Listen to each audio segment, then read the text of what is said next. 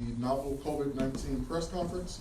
I'm Andre Haynes, Commander of the Armed Forces Chamber of Commerce. We're proud to be America's first Chamber of Commerce with military-inspired operations and Nevada's first chamber formed to serve armed forces members. If you are a member of the U.S. Armed Forces and you or your family are in need of food, water, or other resources, you can contact the Armed Forces Chamber by calling 702-518-8847 or visit armedforceschamber.com. The purpose of the novel COVID-19 press conference is to share information, resources, and updates about the novel COVID-19 in Clark County, Nevada, pertaining to armed forces members, healthcare workers, minorities, seniors, residents of North Las Vegas, and students. I must say the views and opinions expressed by the speakers do not reflect the views and opinions of the Armed Forces Chamber of Commerce. I'd like to have a moment of silence to honor victims of the novel COVID-19.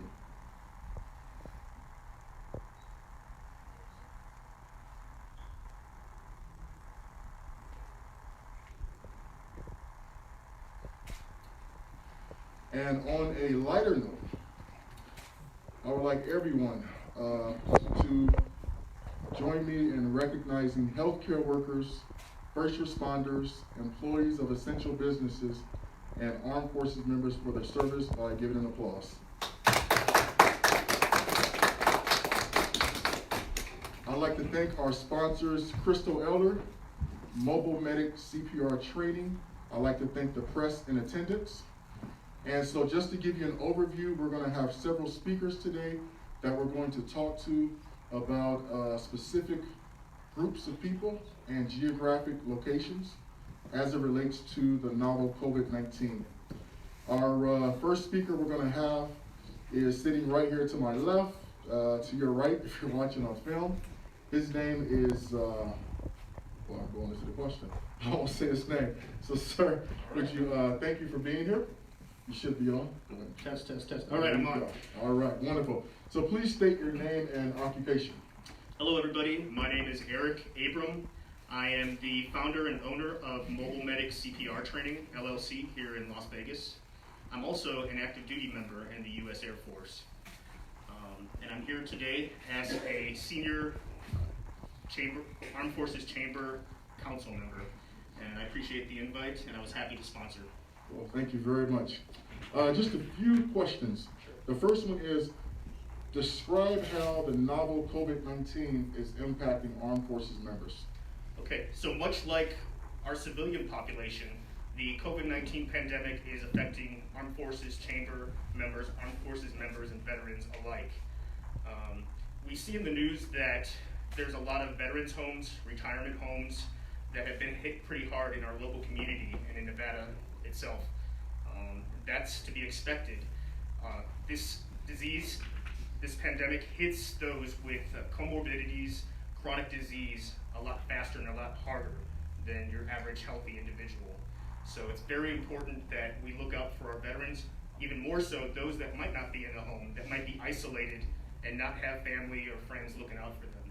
It might be a neighbor or somebody that you know living in a neighboring city. It's important to check up on them and see how they're doing so that they have a support system. But I could say for active duty members, we have acted very quickly upon our leadership, basically taken precautions from the get-go, and we are doing very well. Right now we made changes in our work schedule, we made changes in the work center so that we're not so close together. If you're able to telework, some of the admin staff are teleworking.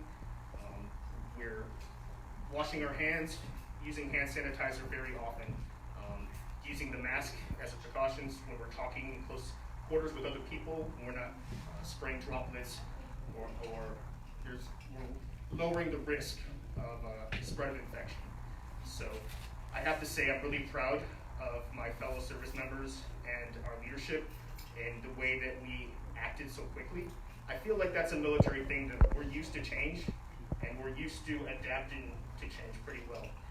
Resiliency is very important right now, not just for the service members, but for veterans and retirees as well. And what can be done to help armed forces members? Like I said, I think right now the most important thing is support, looking out for one another. It may be a neighbor that you might not know so well, but you know that they're elderly, they might be a veteran, just checking up on them. If they need groceries or home essentials, it might be something that you can do to help them out. Another thing is your grandparents, your aunts, great aunts, uncles.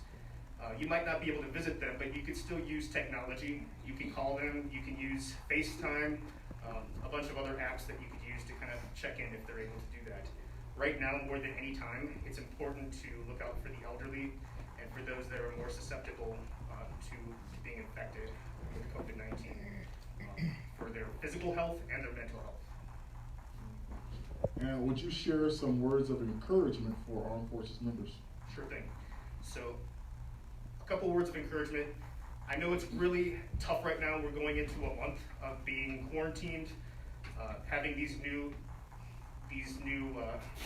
way of living really implemented in our lives, restricting to being social, doing business as usual, or doing businesses at all. So right now it's really important for our own personal mental health to stay positive, to stay grateful.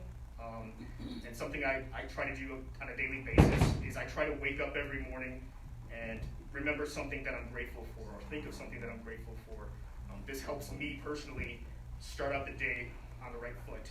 It's not going to be all flowers and sunshine every day, especially with our uphill battle with this pandemic, but our attitude and our outlook on life really makes a difference.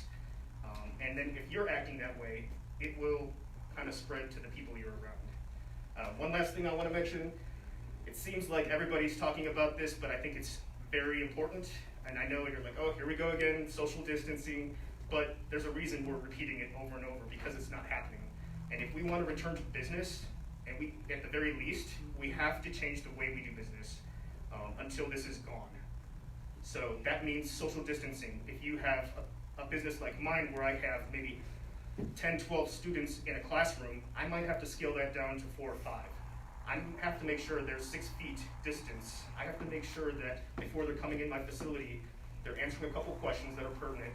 It might be a temperature check. It might be asking if they've had symptoms or been around somebody who's had symptoms in the past. I want to ensure the safety of my customers, and that's what we all have to do as local business owners. So 6 feet distancing, wearing a mask if you're in public, and having hand sanitizer or being able to wash your hands as frequent or often as possible. Thank you very much. Thank you, Andre.